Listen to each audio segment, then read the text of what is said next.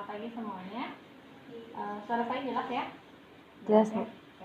Sekarang saya akan mendemonstrasikan bagaimana penanganan preeklamsi ya.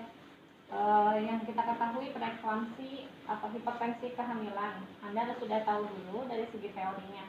Apa perbedaan hipertensi dalam kehamilan, preeklamsi, dan preeklamsi berat? Ya.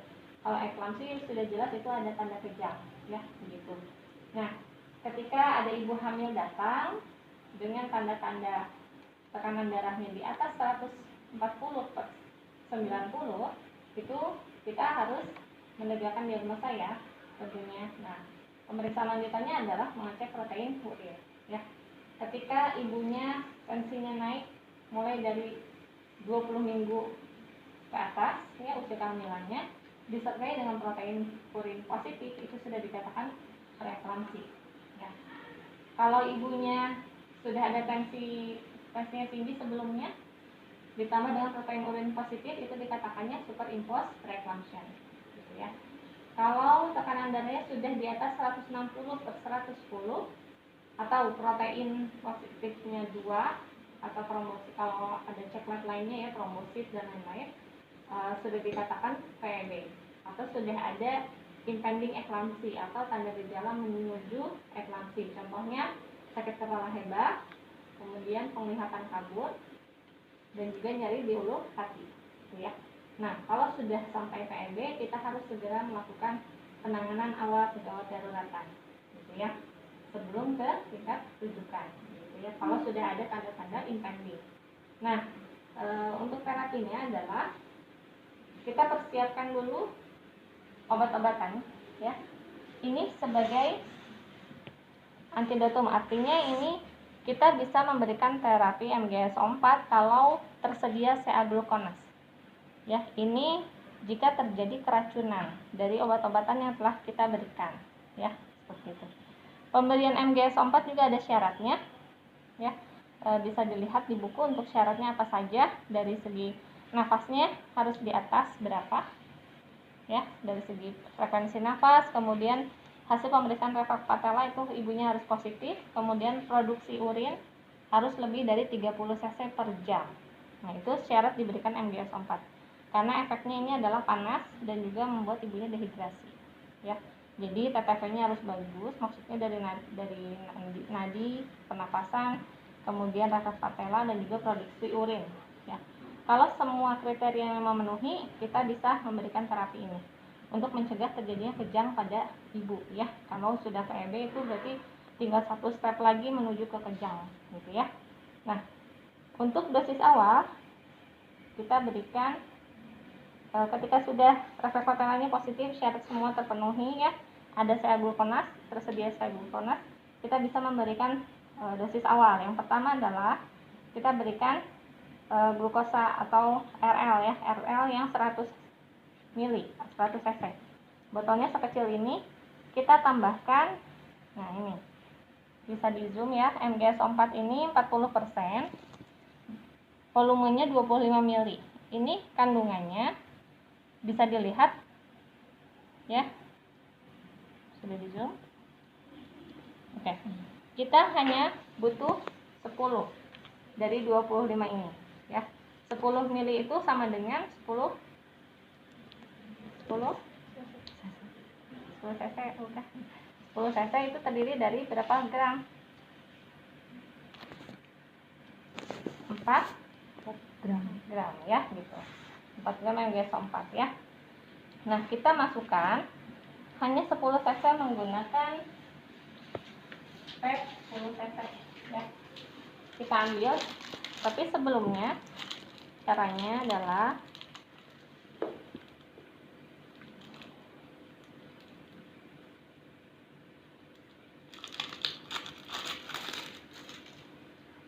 kalau bisa di zoom ya, bentar. Sini. Ini terdiri dari berapa? Nih, setiap mili terdiri dari 200 mg setiap mili ya. Ini ya. Nah, berarti ini ada sudah ya. Ya. Oke. Nah, kita ambil sebelumnya kita ambil dulu 10 cc. Kita ambil 10 cc di sini. Ini kan jumlahnya 100 cc. Kita ambil dulu 10 cc, kita kurangi. Berarti sisa volumenya berapa? Sisa volumenya 90 cc ya. Kita ambil, kemudian buang si RL-nya itu, kemudian kita ambil dari sini ya. Kita ambil dari sini 10 cc ya. Kita masukkan ke sini. Berarti ini masih ada sisa 15 ya. Nah, kita masukkan, berikan kepada ibu via IP ya, infus. Ini diberikan di buyur ya, di los. Setelah pemberian ini habis, kemudian dilanjutkan dengan RL yang 500 cc. RL 500 cc ini sama kayak tadi, kita kurangi dulu 25 cc.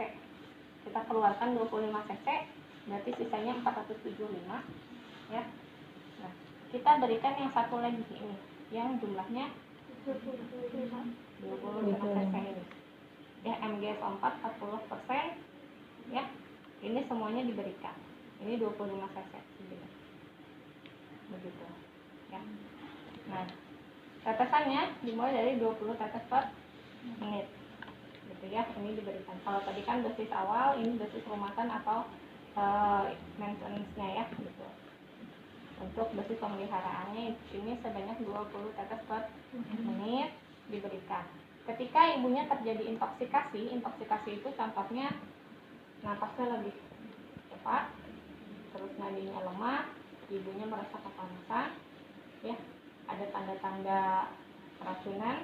Nah, ini harus masuk ahli panas ini.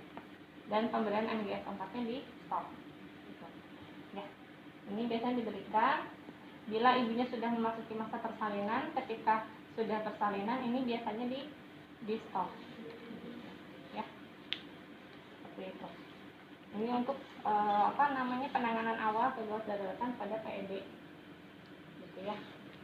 Sebisa mungkin kalau kita menemukan kasus preeklamsi atau hipertensi, berapapun usia kehamilannya, mau 20 minggu atau 24 minggu, langsung segera rujuk saja sebelum terjadi PEB. Karena kalau sudah PEB bisa jadi hitungan jam kemudian kejam gitu ya. Nah, sebelum terjadi itu kita harus antisipasi sampai kita menuju ke tempat rujukan gitu ya. Ini untuk penanganan preeklamsi. Sebenarnya ada alat namanya Mayo, itu bila terjadi kejang ya. Dari segi teori, kejang itu ada beberapa step-stepnya ya, mulai dari ibunya tonusnya mengeras, kemudian nanti sampai tahap, ada 4 tahap. Tahap ketiga itu yang menggigit lidahnya dan sekaligus ya badannya bergetar dan lain-lain gitu ya, sampai akhirnya step keempat adalah koma. Nah, jangan sampai kejadian seperti itu. Tapi di tempat kita harus sedia Mayo itu untuk tidak menahan lidah supaya tidak tergigit atau berbalik ke belakang seperti itu ya. Ini untuk penanganan preeklamsi ya. Selain itu saya ingatkan dari segi teorinya harus kuat juga ya. Kita mendiagnosa hipertensi preeklamsi itu saat kapan gitu. Jangan sampai salah mendiagnosa ya. Nah, ini alat-alatnya. Nah, sudah untuk preeklamsi, kita lanjut ke penanganan nafas. Ibu mohon maaf izin bertanya untuk untuk pemberian aglumir. Boleh minta tolong. Yang kita pakai ini untuk IP ya, untuk infus yang tadi dicampur dengan RL ya. Nah, ini yang 40%. Kalau kita lihat di sini 400 mg setiap milinya. Kalau ini ada 25 mili dikali 400 jadi berapa? 1 jadi berapa? 100 10.000 ya. 10.000 itu apa? 10 gram. Begini 10 gram ya. Kita ulang lagi, ini 10 gram segini ya, 25 mili. Setiap milinya ada 400 mg. Nah, untuk pertama kita butuh hanya 4 gram untuk dimasukkan ke yang 100 cc. 4 gram itu artinya hanya 10 mili. Ya, kita pakai hanya 10 mili masukkan ke sini. tapi sebelumnya ini dikeluarkan dulu 10 mili gitu ya. Nah, dijujur, kemudian nanti tambah lagi, ambil ini satu yang full, yang masih baru, masukkan ke RL 25 mili atau 10 gram. Kalau tadi kan 4 gram, kalau ini 10 gram, masukkan ke RL 500 mg. Ini tetesannya 20 tetes per menit ya, untuk mencegah terjadinya kejang. Tapi ingat ya, syarat-syarat pemberian amnion tempat adalah refleks pacarannya harus positif. Produksi urinnya harus Lebih dari 30 cc dari 30 cc per jam. Ya, 30 cc per jam, atau kalau mau dihitung 6 jam berarti ya 6 kali 30 80 cc per 6 jam gitu ya. Lihat aja produksi urinnya, berarti si ibunya harus dipasang kateter supaya kita bisa mengobservasi gitu ya. Dari nadi untuk napas juga sama, ada persyaratannya gitu ya, harus lebih di atas 16 kali per menit napasnya ya, jangan sampai kurang untuk ini ya gitu. Itu saya rasa untuk yang penanganan TMB ya gitu. Selebihnya kalau hipertensi biasanya belum ada tanda gejala lainnya, masih 150 per 100 sudah rujuk aja, biasanya dikasih anti hipertensi, entah nifedipin atau dopamid biasanya ya. Nah, untuk bidan-bidan yang misalnya menemukan ibu hamil riwayatnya hipertensi atau hipertensi dari awal kehamilan, itu sudah diberikan kalsium ya. Kalsiumnya dosisnya bisa 2-3 kali lipat dari yang diberikan pada ibu hamil normal. Kalau ibu hamil normal dikasihnya berapa miligram untuk kalsium? Kita ngasih kalsium ya, nanti lihat lagi ya, kalau normalnya dikasih berapa sih kasus. Kalau untuk kasus yang punya riwayat hipertensi atau hipertensi itu biasanya dosisnya ditambah, bisa 2-3 kali lipat untuk setiap hari kalsium. Dan juga bisa diberikan aspirin, tapi kalau untuk aspirin itu harus resep dokter, bidan tidak boleh memberikan gitu ya. Makanya tetap harus kolaborasi dengan dokter ya untuk penanganan ibu hamil dengan hipertensi atau preeklamsi dari awal kehamilan gitu ya.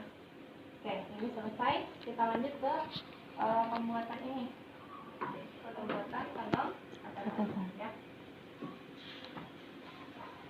Tadi kondomnya ada ya. Kalian ini harus mempersiapkan, ini khusus untuk kondomnya ya. Kalau ibunya kan sudah dipasang infus ya, udah dari awal ya dipasang infus, atau neuterin nih kasusnya nggak ada mules gitu ya, KBI udah. Kalau ada penolong kedua, bisa penolong keduanya persiapkan pedang kateter ya, pasang infus, kasih ergometrin, untuk ergometrin 0,2 mg. Di infusnya juga dikasih oksitoksin 20 IU ya, 2 ampul begini masukin ke infusannya, guyur. Habis dari 15 menit ganti lagi RL, kasih ini lagi 2 lagi gitu. Sampai tempat rujukan ya. Maksimal pemberian ini bisa 8-12 ini ya gitu. Nah, sekarang kita fokus ke bawahnya, misalnya Anda menjadi penolong kedua, teman Anda yang jadi penolong pertama sedang KBI dan mulusnya nggak ada aja gitu ya, masih nggak timbul mules. Nah, Anda langsung bisa memasang kondom kateter. Ini kondomnya ya.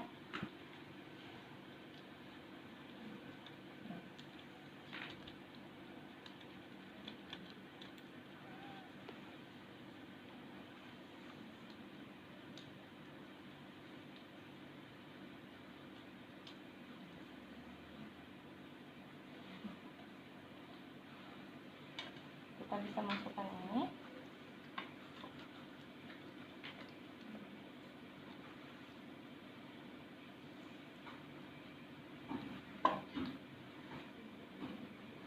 Dan diikat sama benang tali pusat.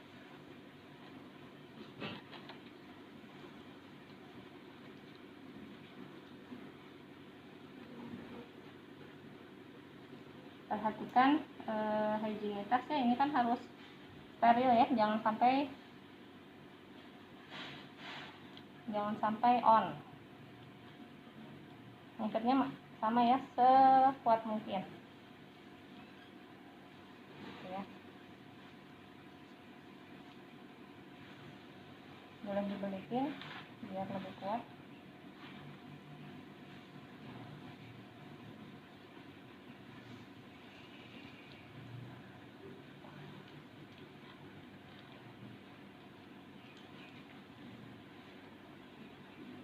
Kita sudah ya. Oke. Jika sudah selesai, kita sambungkan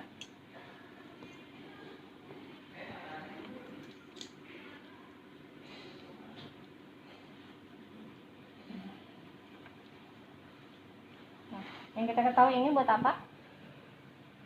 Buat nahan ya. Nah, kita masukkannya ke yang satunya lagi gitu. Kalau ini dirasa kurang menghalangi, ini bisa dipotong ya. Yang penting si cairannya masuk ke dalam gitu ya.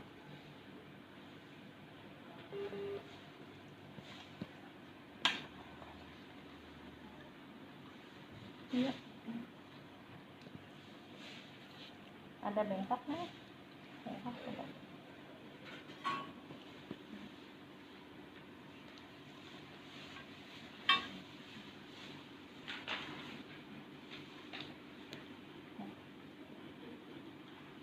Kita ikat lagi supaya tidak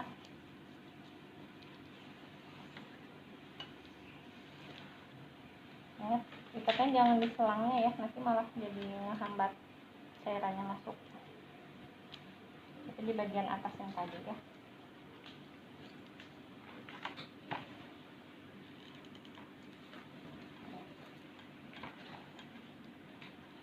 Kalau sudah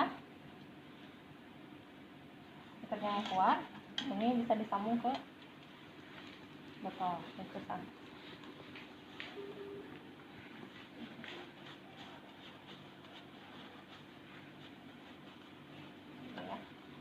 Nah, ini digantung kitanya. Nah, ini kasihkan ke teman Anda yang sedang melakukan KBI ya. Nah, nanti ceritanya ini rahimnya ya. Nah, kita masukkan kondom kateter ini ke dalam rahim secara obstetrik sama. Ya, masukkan sampai ke mulut rahim. Ini harus masuk ya, jangan sampai misalnya itu vagina ya, kita masuk hanya sampai sini, ini nggak akan efektif gitu ya. Atau ke fornix anterior, ini nggak akan efektif. Atau fornix posterior, nggak akan efektif juga. Jadi harus masuk ke dalam mulut rahim. Kan Anda suka periksa nih pembukaan berapa gitu ya, masukin ke situ semuanya ya, masukin. Nah, kenapa tadi ini harus diikat ya, supaya nggak ketinggalan nanti kalau kita cabut. Saya udah selesai ya, tindakannya udah ini. Nah, udah selesai. Di sini ada yang gitu ya. Masukkan.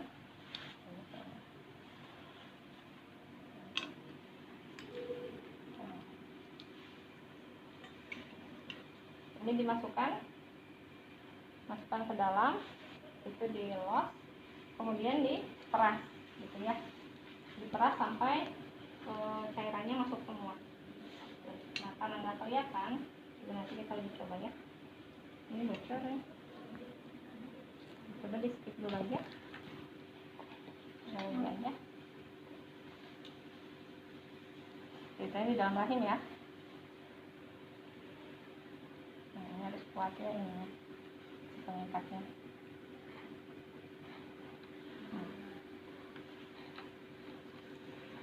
Itu ditekan apa enggak nih? Enggak, bukan.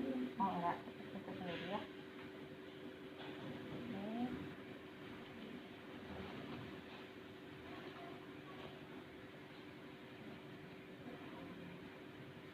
Nah, teman-teman yang lainnya pada lihat ya di ruangan.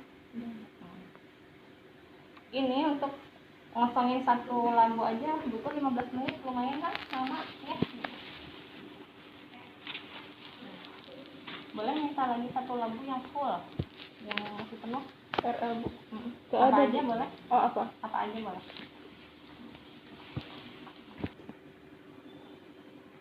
Ibu izin bertanya, itunya boleh sambil diperas apa ditungguin gitu aja? Kalau dianya kayak gitu ditungguin aja.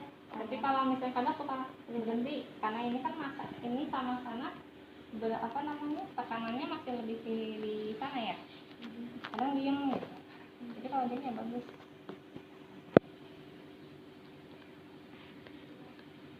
Ini sambil proses rujukan begini teh ya. Ibunya di bawah kalau tiduran. Ini biar aja terpasang di dalam rahimnya. Misalnya kita sambil cek kontraksi. Si ibunya nih udah mulai keras ya udah berarti di stop di segitu. Tapi kalau masih nggak ada kontraksi lanjutin aja gitu ya.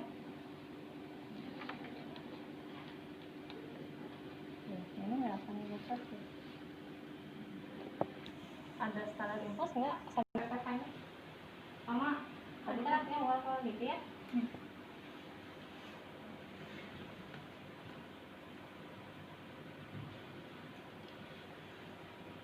Nanti videonya tolong share ke kelompok yang siang juga ya. Siap, Bu. Nah sekarang kita tindakan lainnya ya. Kalau ketubannya udah pecah, sedangkan si tali pusat itu berada di paling bawah, presentasi terbawah itu adalah tali pusat. Ini kepala gitu, ya. Mau di pembukaan berapapun, ya. Bahkan di kehamilan itu bisa. Terus pembukaan 2 ketubannya pecah, pas kita periksa nih, kok yang diraba bukannya kepala ya, tapi tali pusat. Nah itu berarti tali pusat menumbung ya. Tapi kalau ketubannya belum pecah ya, kita periksa misalnya pembukaan 4 kita periksa kok ada tali pusat ya di bawahnya kepala, itu namanya tali pusat terkemuka gitu ya. Sebisa mungkin kita raba dengan 2 jari kita, berdenyut misalnya, oh berarti longgar, maksudnya dia tidak terlalu menekan si tali pusat.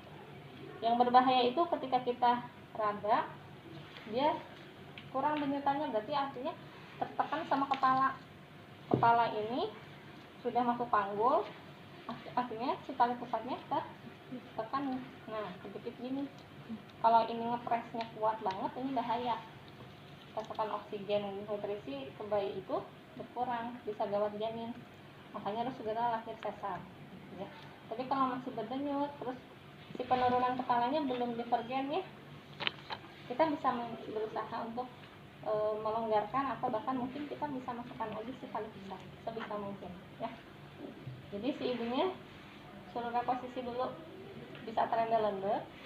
Jadi bokongnya ibu disanggah beberapa bantal posisinya begini, atau ibunya suruh nungging ya. Si ibunya disuruh nungging.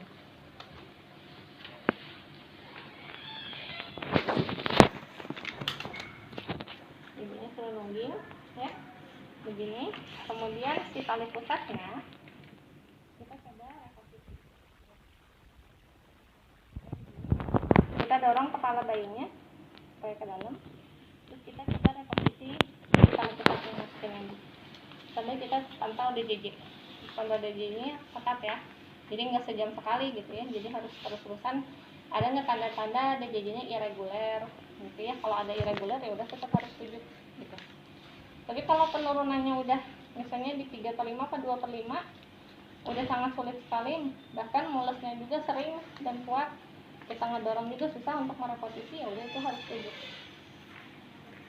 Harapannya sih masih berdenyut ya, masih berdenyut, terus misalnya pembukanya bagus 8, 9, 10-nya cepat, bisa segera lahir ya, bisa persaginan.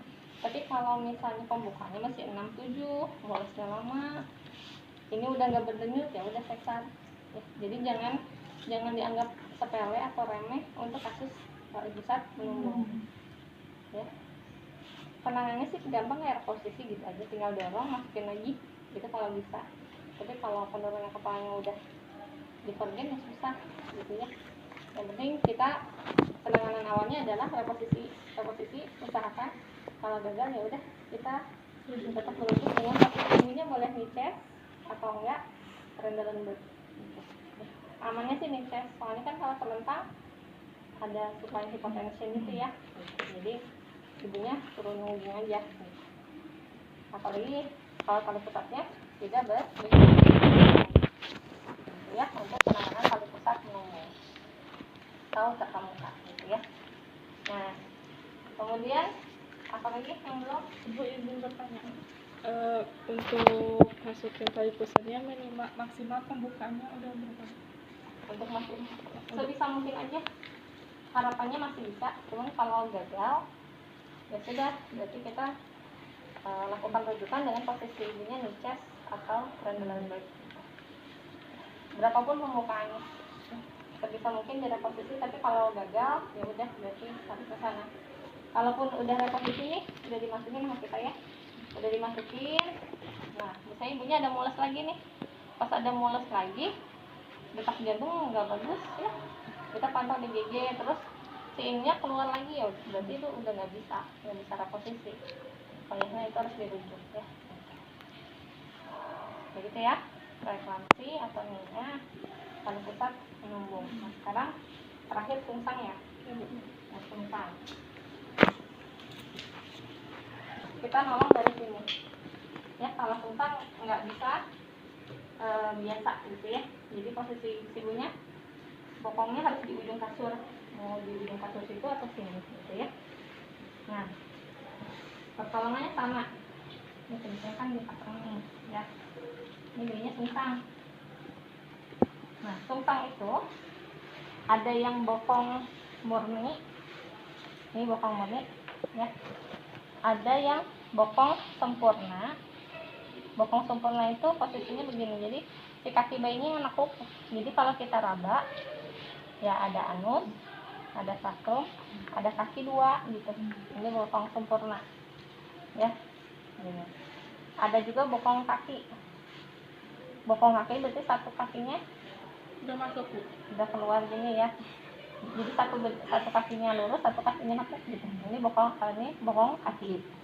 Ya, jadi ada bokong murni berarti gini kakinya. Bokong murni, bokong sempurna, dan bokong kaki gitu ya. Dan ini bokong kaki. Nah, ketika bayi lahir, lihat. Ini PAP ya, pintu atas panggul ya. Ketika masuk pintu atas panggulnya, asalnya ini pulki ya. Dia akan melakukan putaran pasti dalam ya di pinggulnya, asal miring, jadi dia mengikuti jalan nafas. Kebayang nggak? Iya. Si bokongnya jadi gitu, ngejelek gitu ya. Jadi begini, dia turun terus dia nanti pas keluar dia melakukan putaran taksi luar.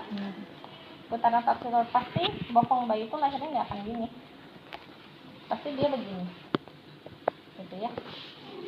Nah, pada saat lahir kita tidak melakukan intervensi apapun, kayak kita gini-gini nggak usah ya, biarkan dia berjalan ya. Misalnya ini ibunya datang tiba-tiba pengen ngeden ya, kita lihat entah kakinya udah keluar satu, bisa jadi kayak gitu, atau bokongnya ya. Nah, bokongnya pasti keluarnya begini, dia sudah mau melakukan putaran taksi ya. Nah, kalau misalnya seperti ini, kita cukup pakai anduk kayak ini tuh, kaki yang penuh saja. Yang papa sih biasa. Ada. Kita bisa tutup ya. Tutup itu maksudnya diapain? Maksudnya kita karena ini licin banget, namanya kan licin banget ya. Kita nggak usah gini-gini, nggak usah intervensi ya, biarkan aja dia putar dengan sendirinya.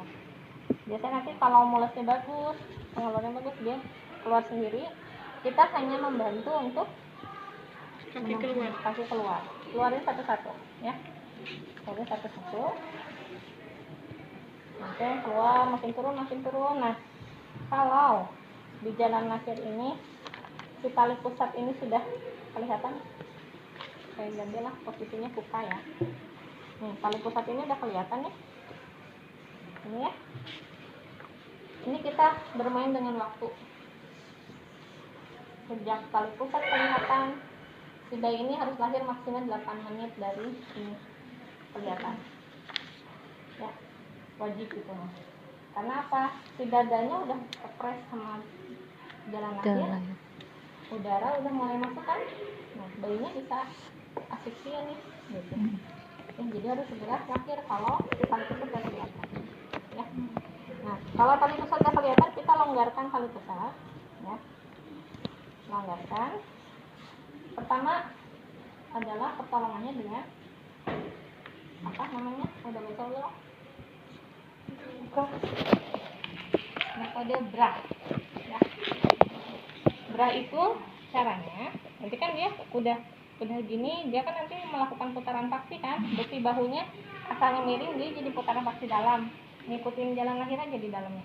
Sama kayak tadi pinggulnya, asal miring, dia jadi putaran paksi dalam, terus ekspulsi, putaran paksi luar, gitu kan. Ya.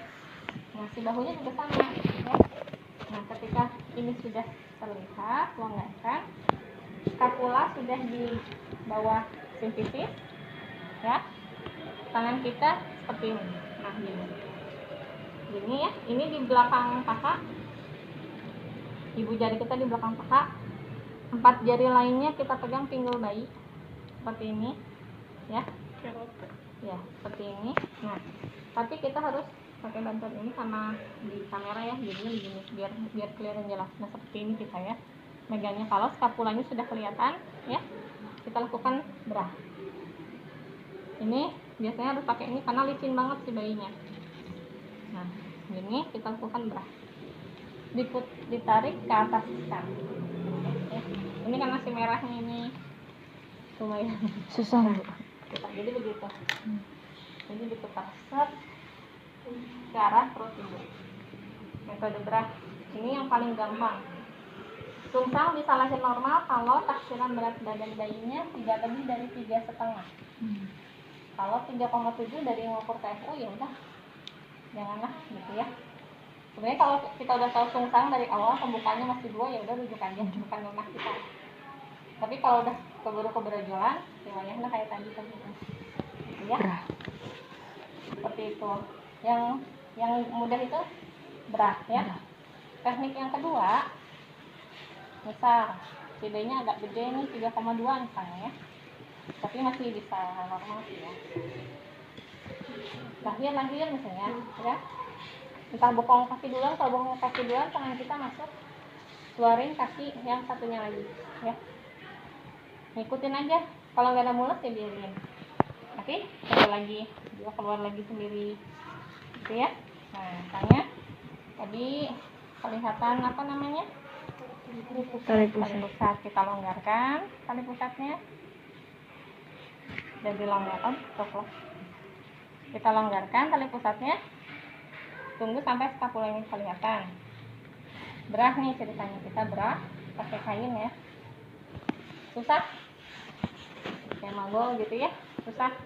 Kita lakukan manuver klasik Muller ya, klasik Muller, plastik dan Muller. Plastik itu mengeluarkan, nah kita lihat ini tadi puka ya, kasusnya kan puka. Kita mengeluarkan lengan bagian bawah dulu ya, dengan cara 3 jari kita begini. Nah, pegang pergelangan kaki, kita lihat punggungnya di mana. Dia buka, nyerong kan, pasti nyerong ya. Nah, kita tarik ke atas, mengeluarkan lengan bagian bawah dulu. Sama seperti waktu kemarin di stasiun bahu itu apa? Menyita itu Scott and Dixon ya. Nah, seperti itu ya. Ini namanya klasik ya. Kita susuri skapula humerus, terus si tangannya ditekuk ke arah dada, terus kita tarik bagian sikutnya gitu ya. Nah, seperti ini ya. Nah, udah lahir nih, terus kita lakukan Muller itu yang satunya lagi ya, Muller gitu. Nah, si tangan cuma gini aja, tangan yang satunya gini, yang ini ngeluarin Itu kan udah keluar, gantian ini dorong ke bawah, ini keluarin yang satunya. Kenapa yang bawah dulu? Kenapa? Karena kan bawah tuh lebih luas jalan lahirnya. Kalau atas ini ada simfis, ada tulang simfis. Jadi kita keluarin dulu yang bawah. Udah keluarin bawah ini lebih luas lagi kan, kita dorong ke bawah, keluarin yang atas. Seperti mengusap muka, ini klasik dan mulat ya. Nah setelah itu baru teknik lain berikutnya ngeluarin kepala. Tapi kadang suka ada juga yang susah kayak kemarin ya, tekniknya satu-satu harus dicoba gitu ya. Kalau berhasil ya nggak usah pakai teknik berikutnya. Misalnya si tangannya susah nih, kita ngejangkau tangan susah karena ada gangguan pada saat dia putaran paksi dalam ya, ada gangguan putaran paksi dalam, si skapulanya tetap jauh. Kita bermain dengan waktu 8 menit harus sudah lahir. Kita bisa lakukan teknik love set ya. Love set kalau di distorsi bahu itu sama dengan corkscrew ya. Ini kan puka nih. Nah kita pegang bagian sini ya, kita pegang bagian pinggulnya, kita putar 180 derajat untuk mengeluarkan bahu yang awasannya di bawah jadi di atas biar keluar. Kita putar, ini juga sama licin pastinya, kita harus pegang ya, putar 180 derajat untuk mengeluarin bahu asalnya posterior, jadi dia di anterior sini. Kalau bahu ini udah keluar, sama, tinggal susuri tangan, keluarin dulu ya, pegang sikutnya, tarik sikutnya supaya keluar. Nah kalau udah begini ya satunya lagi tinggal ambil lagi aja. Tapi kalau masih susah juga, tangan kita susah ngejangkaunya, putar lagi ya, lock set lagi, putar set sampai si bahu ini keluar ini ya, baru kita keluarin tangan ya, seperti mengusap muka ke arah dada. Udah nih, udah keluar lock set ya. Nah saya terakhir ada mengeluarkan kepala. Caranya sama kayak tadi, kita pegang nih ya, di atas jari kita nih, pergelangan kaki, angkat sedikit. Ini seperti menunggang kuda. Jadi nah begini ya, tangan kita ada di dadanya gitu ya. Nah, si kakinya pisahkan kiri dan kanan kayak nunggang di lengan kita. Nah supaya kelihatan saya ini ya, ini aja nih. Nah, jadi seperti ini. Nah, 3 jari ini menjangkau yang pertama ya, si jari tengah menjangkau dagu atau mulut bayi, 2 jari lainnya di fosa canina. Fosa canina itu di sini, di pinggul. Nah begini ya, 1 di mulut ya atau dagu, sebisa mungkin lah, dari susah biasanya tangannya kita masuk. 2 jari lainnya di fosa canina. Jadi kan nunggang nih, tangan kanan kita gimana? Nah 2 jari nyengkram bagian bahu pundak, yang tengah jarinya di bagian oksiput sini ya. Nah kita lakukan